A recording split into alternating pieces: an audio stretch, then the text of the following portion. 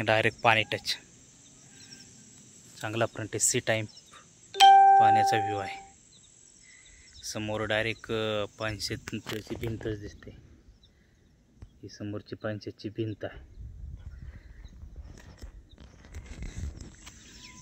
छोटा प्लॉट आहे 25 गुंठ्याचा, पण वापरायला जेवढी जास्त आहे, जवळपास 50 गुंठे प्लॉट वापरण्यात येतो.